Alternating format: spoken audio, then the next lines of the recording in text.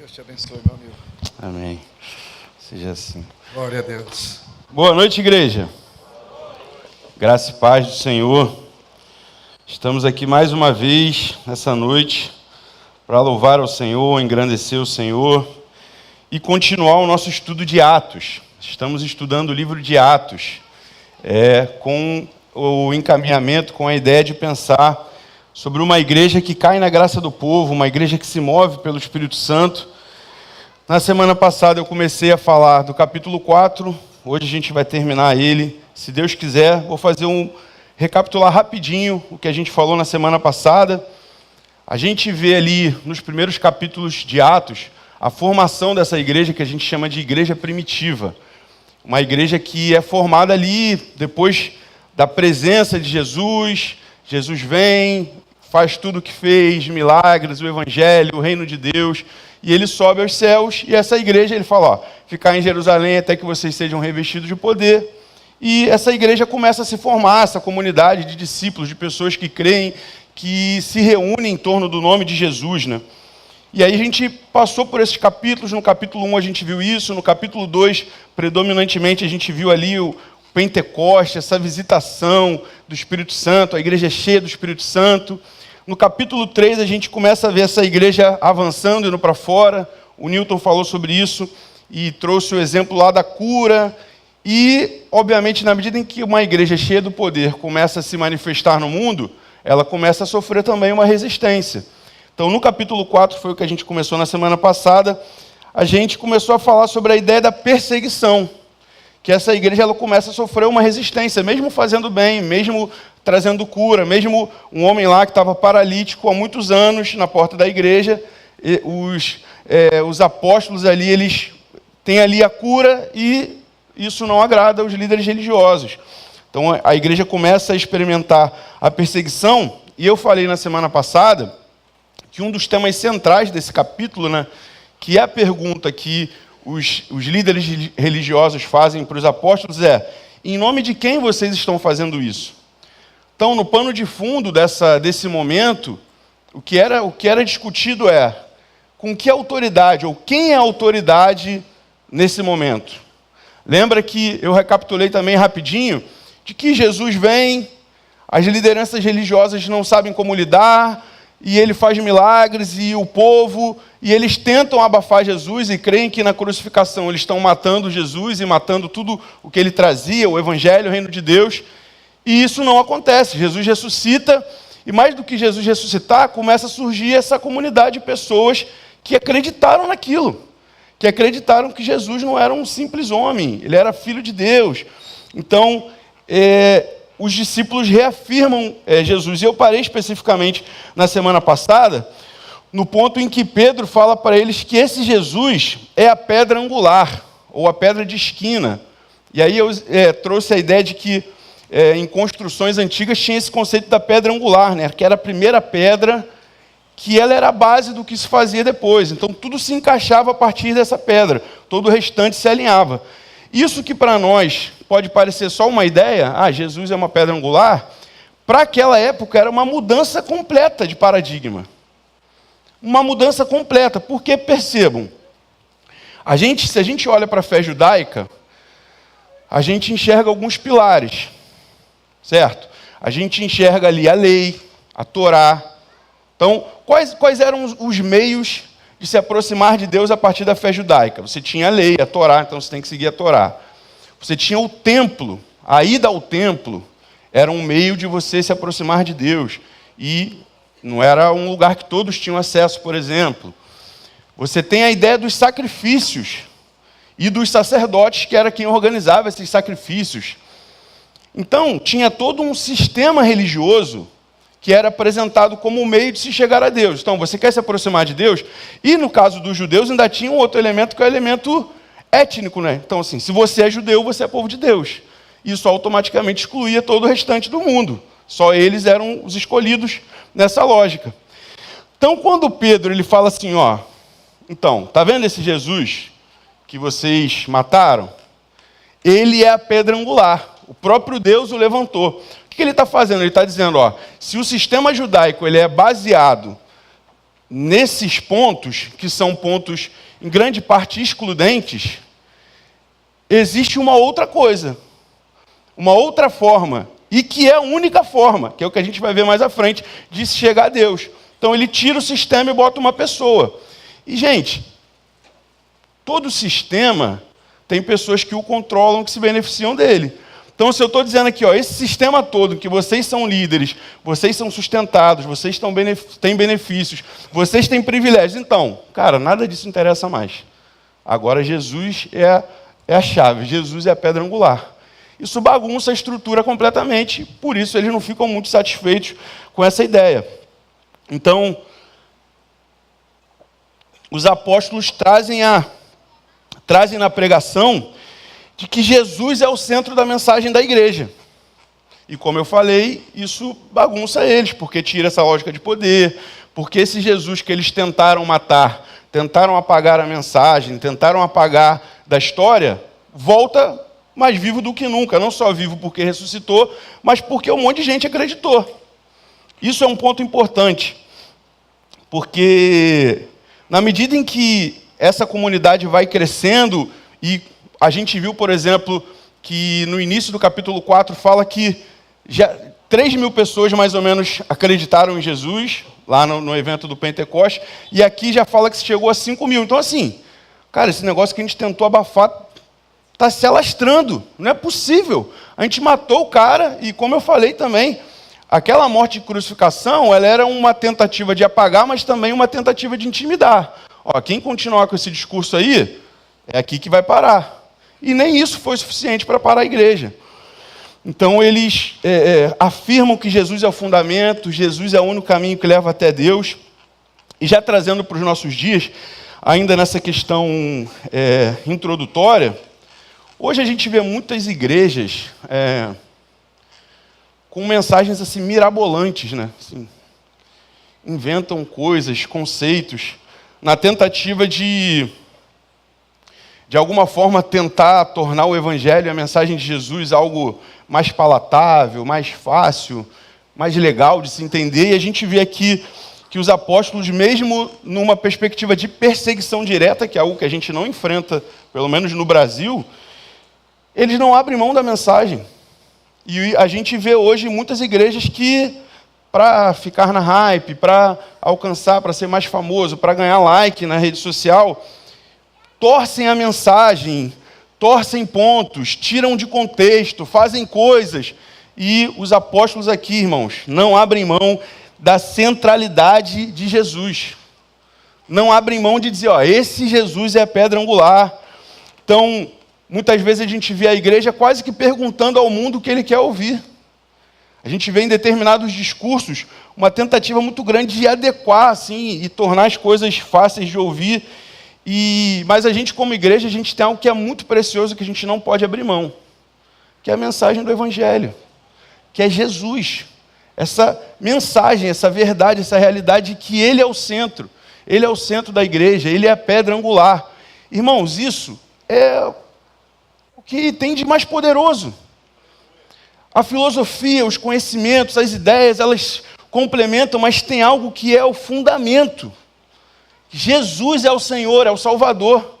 Ele é a pedra angular, Ele é a pedra de esquina. Todo o restante só acontece porque está baseado nele.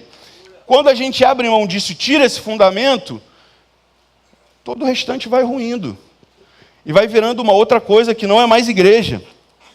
E é importante a gente pensar que, às vezes a gente fica pensando assim, né? Poxa, sobre a ideia de uma igreja que se perde, uma igreja que prega heresia, ou até a gente mesmo, nessa nossa relação de fé. E o que a gente observa é que uma igreja herege não necessariamente é uma igreja que deixa de crer em Jesus. Existem várias igrejas que continuam usando o nome de Jesus, que tem Jesus na placa, que tem Jesus no discurso, só que não tem Jesus no centro. E essa é a desgraça. Quando Jesus se torna parte de um discurso para alcançar uma coisa, quando Jesus deixa de ser o centro da mensagem e se torna um meio, algo que a gente usa no meio da mensagem para alcançar uma outra coisa. E isso é uma coisa que a gente vê acontecendo. um evangelho sem Cristo, quase, ou sem cruz, onde Jesus é só um cara legal. E aqui os discípulos, a gente vê a comunidade dos discípulos se portando, com um termo que a gente vê muito lá em Atos, como testemunhas de Cristo. E esse é o nosso papel enquanto igreja. Testemunhar aquilo que nós estamos vivendo. E isso, inclusive, nos faz pensar que se a gente tem uma certa dificuldade de testemunhar, porque só testemunha quem viu, né? Fulano foi testemunha desse caso. É por quê? Porque ele viu, ele estava lá, ele tem um conhecimento. A nossa dificuldade, muitas vezes, de testemunhar é porque a gente não viu, é porque a gente não está caminhando com Jesus. E a gente não pode testemunhar a partir do que a gente não vive. Então, essas compreensões são para a gente pensar mesmo. Então, os apóstolos trazem essa mensagem de que ele é o centro, aquele que foi rejeitado pelos homens, foi ressuscitado por Deus, se tornou a pedra de esquina. E a gente chega no versículo 12, Atos 4:12. E a gente chega, irmãos, num versículo que ele é a base da nossa fé. Ele é a base da nossa fé. O que diz aí?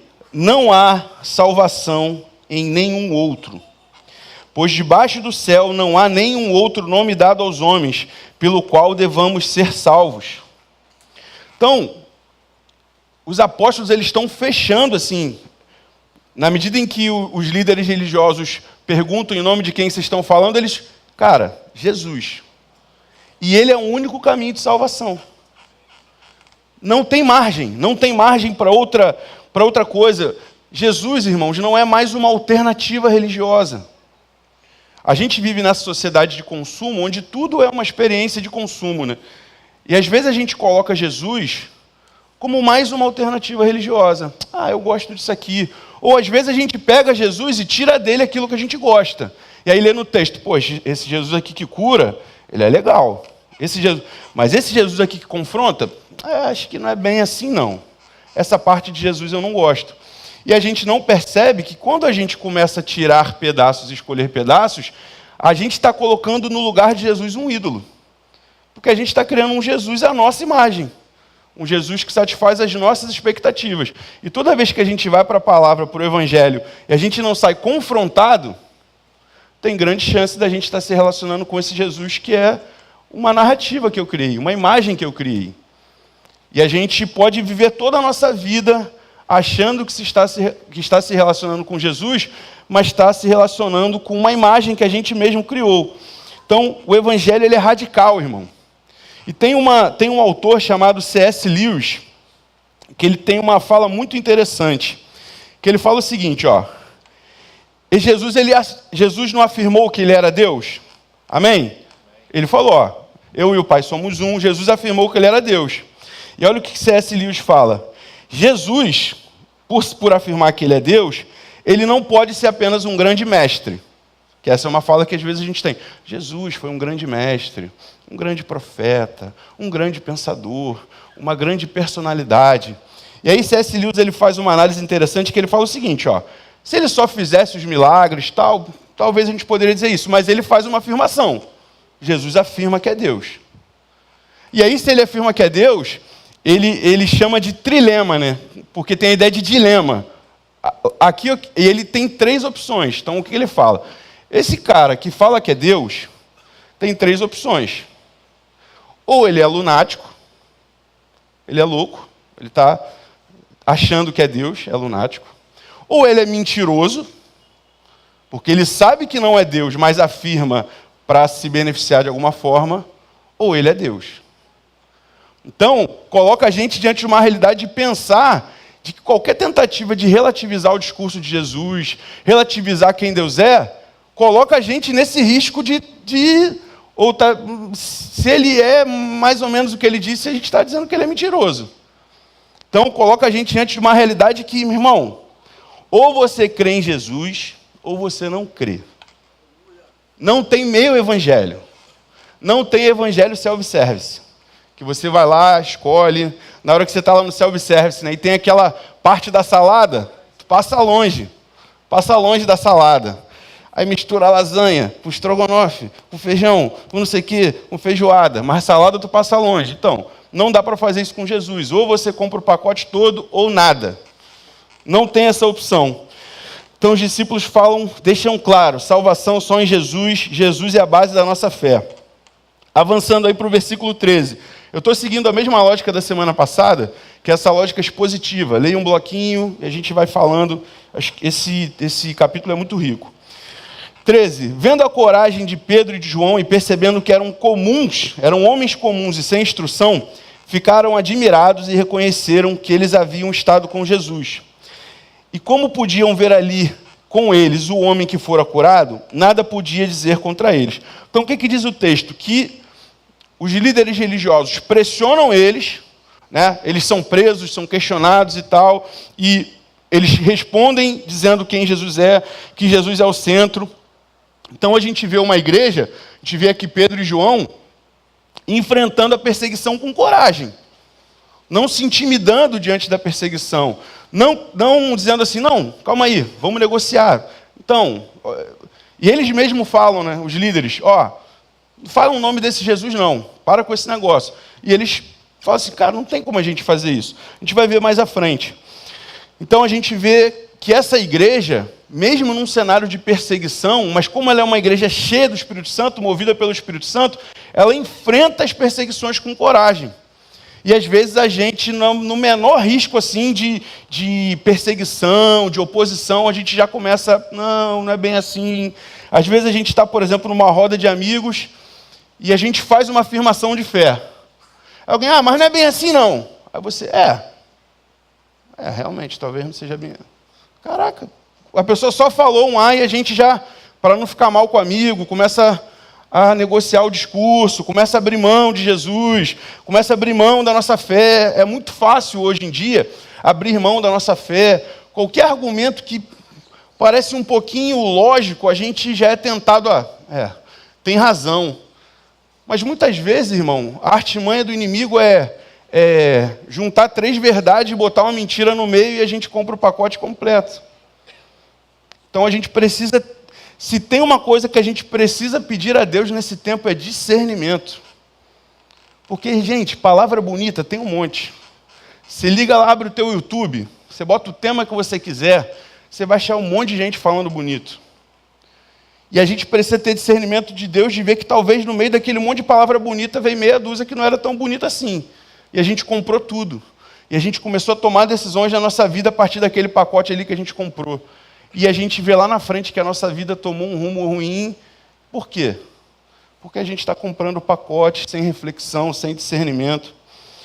Então esses sacerdotes, eles veem que Pedro e João não eram homens instruídos. Vê que eles não eram homens que estavam criando um movimento para si. Porque, irmãos, olha lá, eles estão indo para o templo, tem lá um paralítico há muitos anos, eles curam. Eles poderiam dizer, então, nós temos a cura. Agora, se você quer ser curado, vá no endereço tal, que vai ter o dia da oração da cura.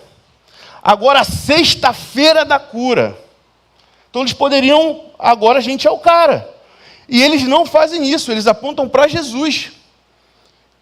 Gente, a gente curou, mas não é sobre nós. Então, a gente está fazendo isso no poder de Jesus. Então, isso chama atenção.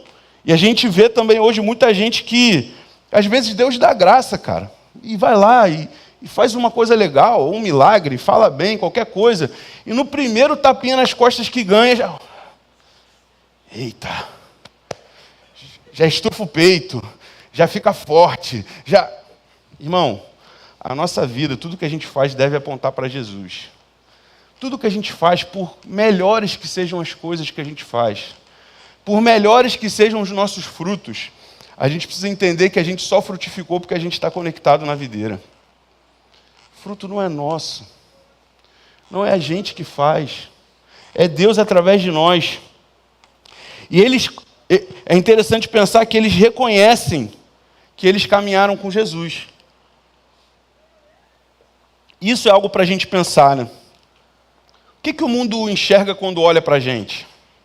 O que os nossos amigos, o que as pessoas que se relacionam com a gente enxergam quando olham para a gente?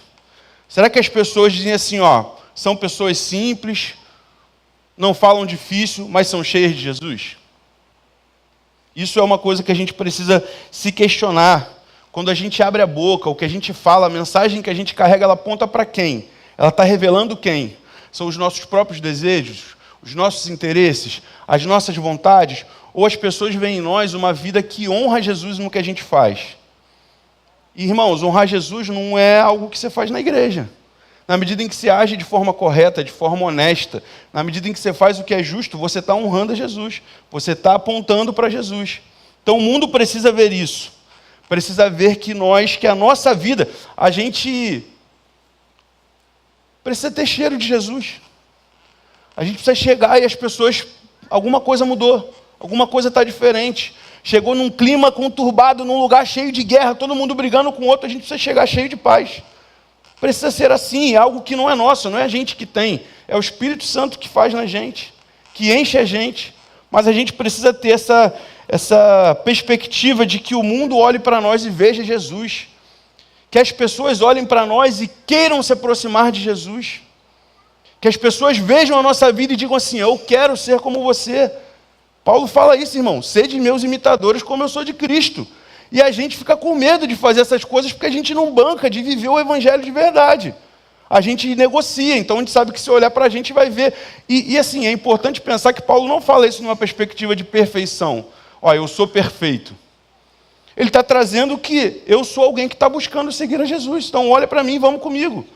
E a gente tem dificuldade de dizer para as pessoas, sabe, vamos caminhar comigo, vamos caminhar. Eu estou seguindo Jesus, vamos junto. E a gente precisa voltar a ter esse tipo de preocupação como igreja, sabe? Como pessoas, de ser pessoas que revelam a Jesus.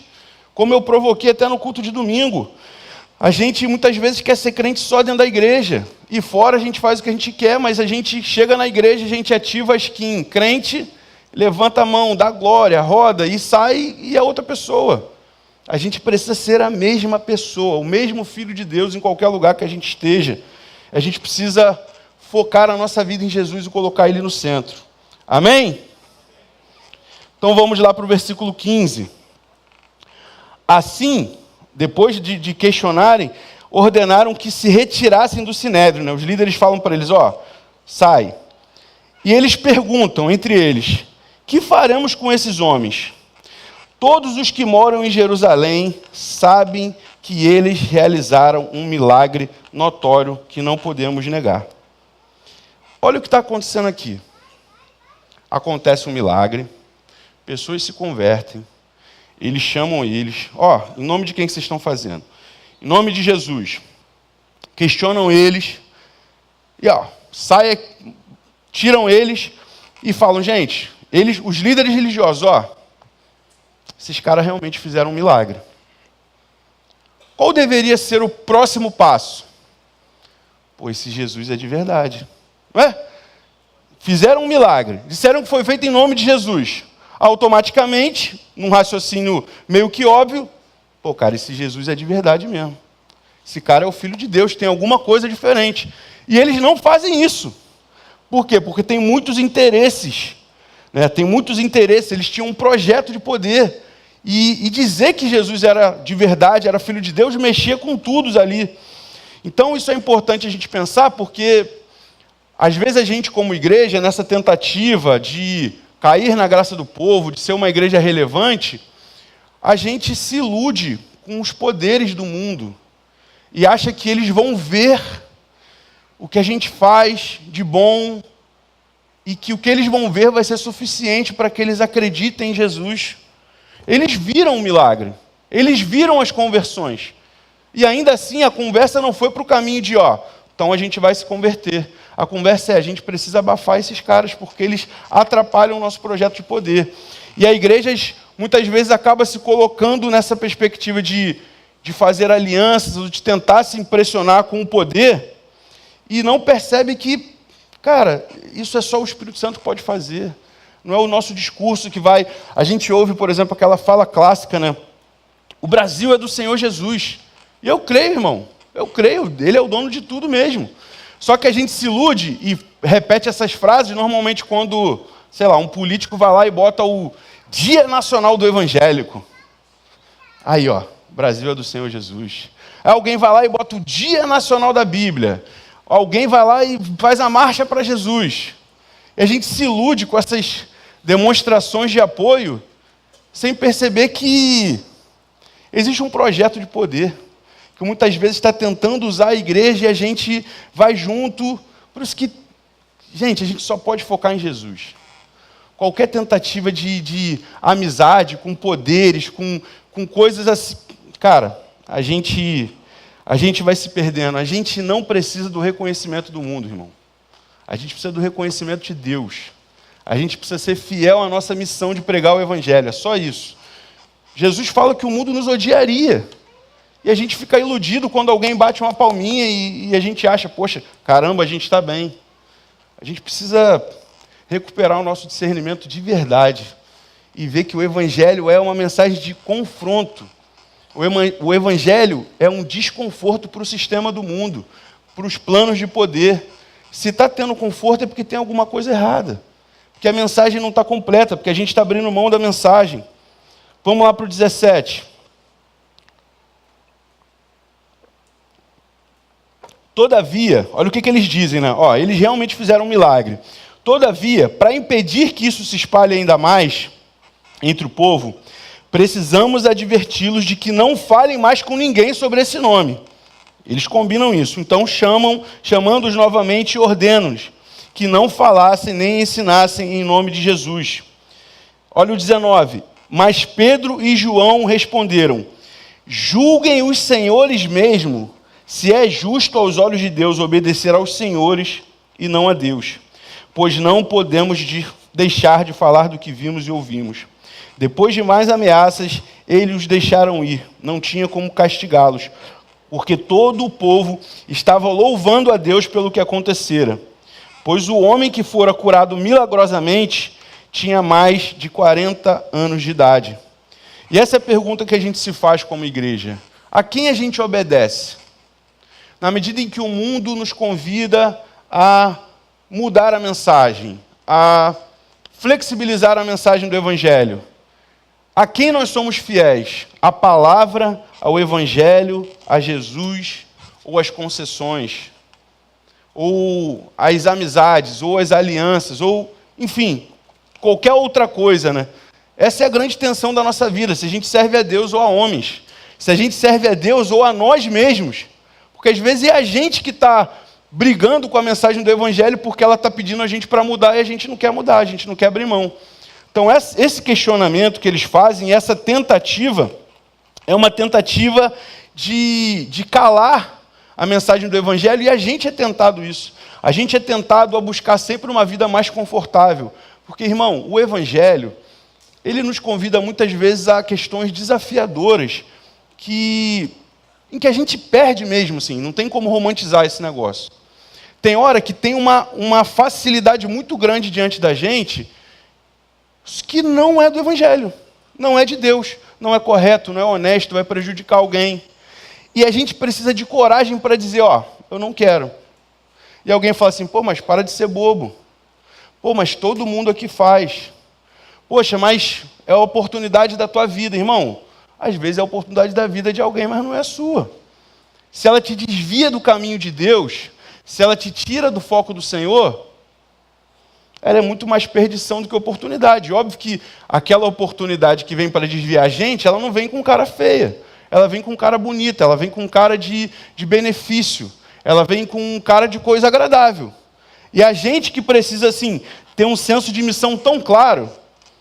Cara, eu sei tanto que Deus tem para mim, eu creio tanto no Evangelho, eu sei tanto que, cara, qualquer coisa que me desvia para um lado ou para o outro, eu não quero.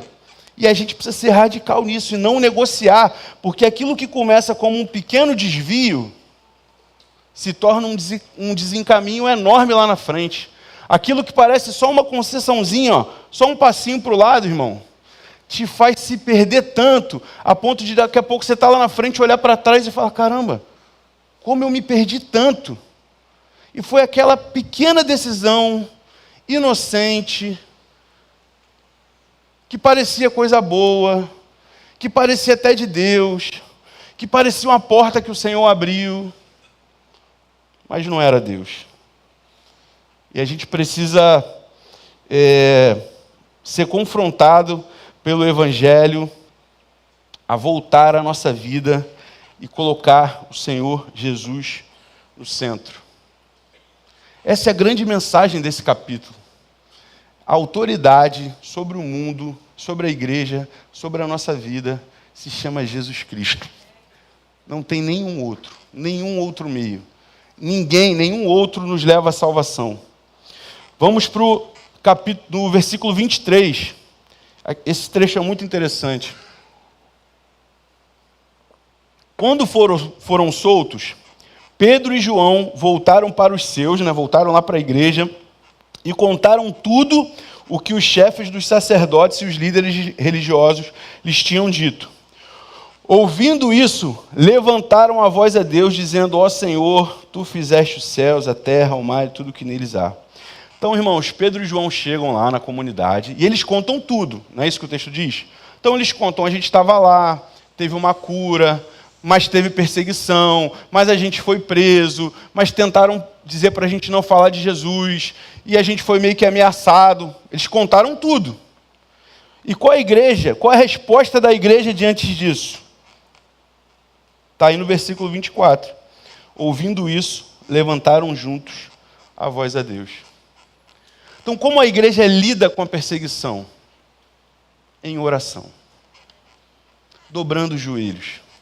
Levantando a voz e clamando ao Senhor. A gente, irmão, nosso lugar não é ficar indo para a rua, levantar bandeiras.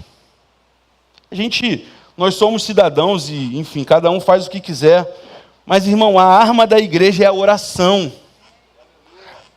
Qual é a forma da igreja atuar no mundo? De joelhos, em oração. Não é buscando os espaços de poder, querendo estar nos espaços de poder prioritariamente. Isso pode acontecer. Eu acredito que pessoas de Deus, cristãos, são vocacionados para ocupar espaços políticos, diretorias de empresas, de instituições. Eu acredito nisso. Mas a principal função da igreja, a forma como a igreja age no mundo é através da oração. E isso é muito desconfortável porque a oração é entregar para Deus. A gente gosta de... O que aconteceu isso? Imagina, Vamos fazer um exercício. O quê? Os líderes lá ameaçaram vocês? Vamos arrumar um outro amigo aqui, um deputado, não sei quem, que vai fechar com a gente para proteger. A gente quer estar no controle, a gente quer fazer do nosso jeito, a gente quer se garantir. A gente quer ter bancada evangélica. E só não ora, irmão. É porque orar dá trabalho, é porque orar é depender de Deus, é porque orar nos coloca nesse lugar de submissão a Deus. Mas o lugar da igreja é o lugar da oração, a arma da igreja é a arma da oração. Quando alguém persegue a igreja, o que a gente faz? Ora. Estão batendo? Ora. Estão falando mal? Ora. Estão tentando oferecer coisas que desvirtuam a gente? Ora. A arma da igreja é a oração. E olha a oração dessa igreja, cara, que coisa linda. Versículo 24. Ouvindo isso, levantaram juntos a voz a Deus, dizendo: ó soberano, Tu fizeste os céus, a terra, o mar e tudo que neles há. Tu falaste pelo Espírito Santo por boca do Teu servo, nosso pai Davi. Por que se enfurecem as nações e os povos conspiram em vão? Os reis da terra se levantam e os governantes se reúnem contra o Senhor e contra o seu ungido. De fato, Herodes e Pôncio Pilatos reuniram-se com os gentios e com os povos de Israel nessa cidade para conspirar contra o teu santo servo Jesus, a quem ungiste.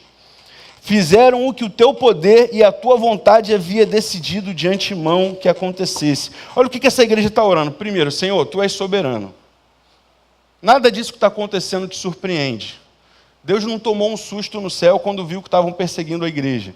Porque às vezes a gente tem essa impressão: Deus, Tu não está vendo que estão fazendo isso aqui? Senhor, eu estou Te servindo e estão me perseguindo. Senhor! Deus não se surpreende, Ele continua soberano. No céu está tudo tranquilo, irmão. Está tudo sob controle. Ele continua governando do céu, continua cuidando da história. Nada disso surpreende a Deus. E eles fazem uma afirmação de que Ele já tinha avisado pela boca de Davi que os reis da terra se levantam e se reúnem contra o Senhor. Então, perseguição não é coisa nova. A igreja já sabe o que é perseguição. Quem é filho de Deus já sabe o que é perseguição, já sabe que vai se levantar gente contra. Mas olha o que eles pedem aí no 29. Agora, Senhor, considera as ameaças deles. E se a gente fosse seguir na versão nova, atualizada, gospel, diria, e quebra os dentes deles. Senhor, considera as ameaças deles e mata eles. Olha o que essa igreja ora. Considera as ameaças deles e capacita os teus servos para anunciarem a tua palavra corajosamente. Deus, eles vão bater, eles vão perseguir, e a gente não quer o mal de ninguém, a gente só te pede coragem para cumprir a missão. A gente só te pede coragem para ser fiel àquilo que o Senhor pede da gente. A igreja que se movimenta em oração, ela tem um senso de missão tão forte, ela entende, ela vive tão na dependência de Deus, irmão, que esses discursos de fulano se levanta, fulano é um inimigo da igreja, Senhor, mata o fulano. Isso não está no Evangelho, irmão. A oração é a arma da igreja. E a única coisa que a gente pede ao Senhor, capacitação para cumprir a nossa missão. Então essa não é uma oração contra os opositores. A igreja não fica orando contra pessoas, seja elas quem forem. A igreja não ora contra ninguém. A igreja faz uma oração de dependência de Deus. Senhor, tudo está na tua mão, nós dependemos do Senhor, o Senhor é soberano, só dá para a gente a coragem de ser fiel àquilo que o Senhor pede da gente. Simples e difícil. Porque a gente, irmão, quer resolver na força do nosso braço. O Evangelho é um convite a perder, irmão.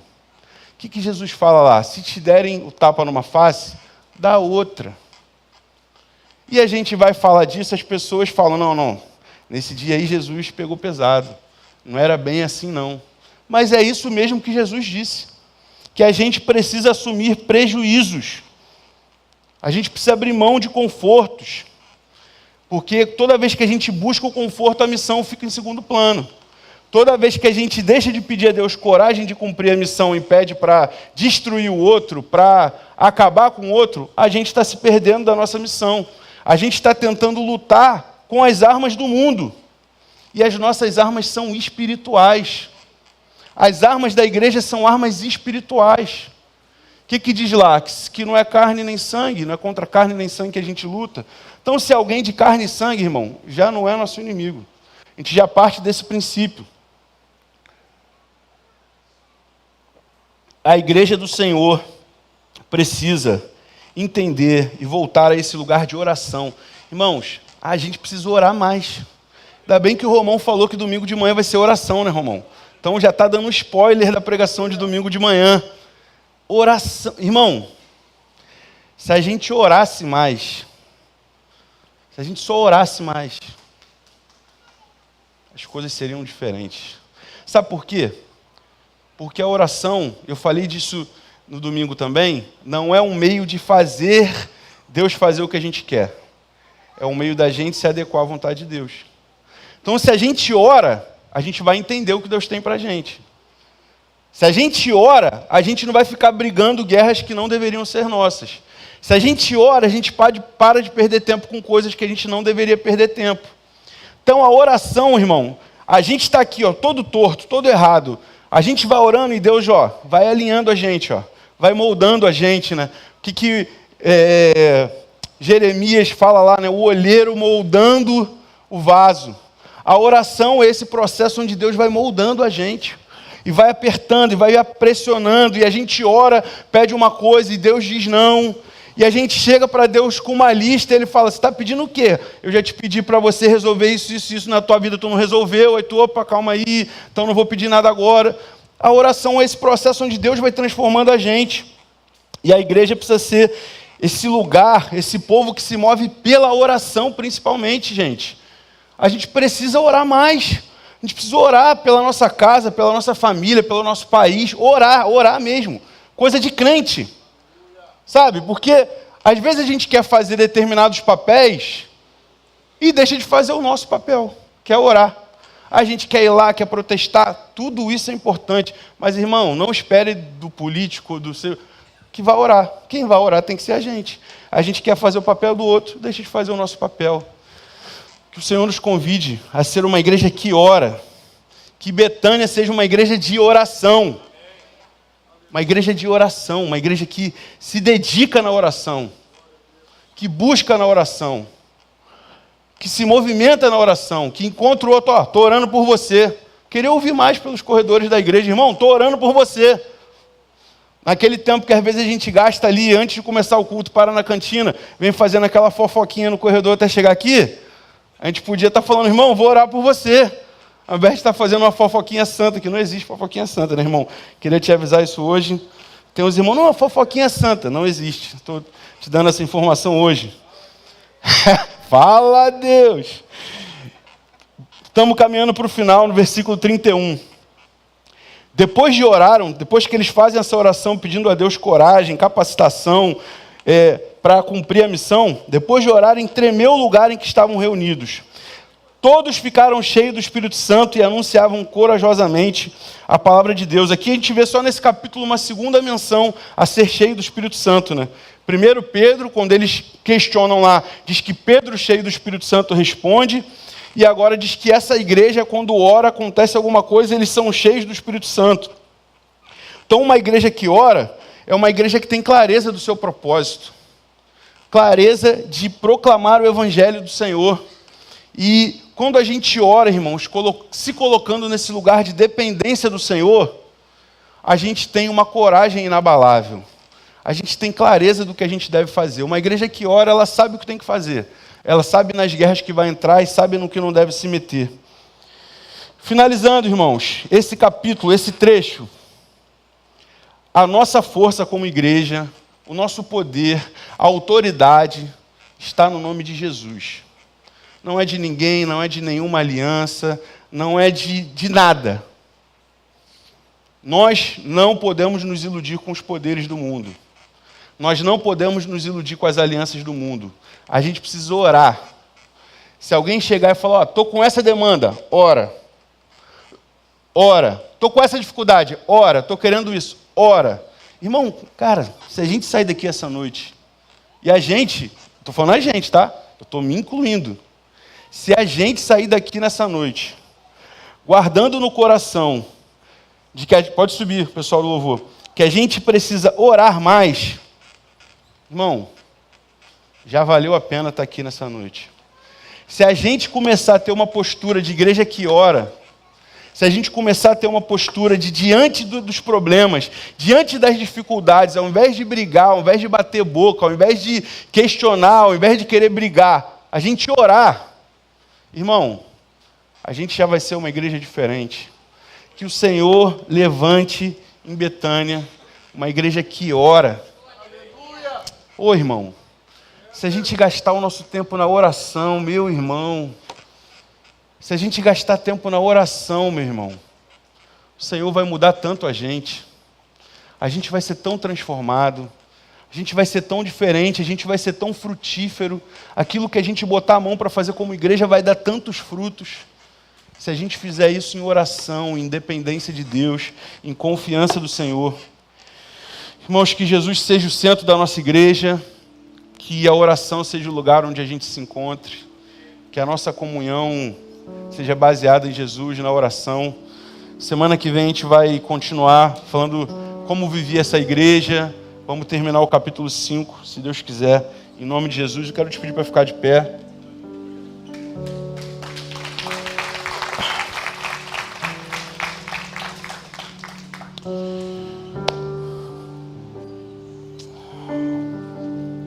Jesus, nessa noite a gente te pede para confiar mais em Ti, Pai. Às vezes a gente coloca a confiança em tantas coisas, tantas pessoas, tantas situações, e perde de vista que só há um Deus, só há um nome, acima de todo nome. Tu és o nosso Deus, Tu és o nosso Senhor, e a nossa confiança precisa estar em Ti. O nosso papel como igreja acontece quando a gente permanece fiel a Ti. quando a gente permanece sendo uma igreja de oração. Deus, volta-nos a esse lugar de oração, de depender de Ti, que a gente não confie tanto nas nossas armas, nos nossos braços, nos recursos que a igreja tem, mas que a gente dependa do Senhor todo dia e que a gente se coloque de joelhos diante de Ti, buscando em Ti respostas, Pai. Que o Senhor cresça e que a gente diminua, que a cada dia na Tua igreja o mundo veja mais de Ti, que o mundo não veja o nome de ninguém aqui, que o mundo não veja a placa Betânia, que o mundo veja Jesus quando olhar para nós. Essa é a nossa oração, em nome de Jesus.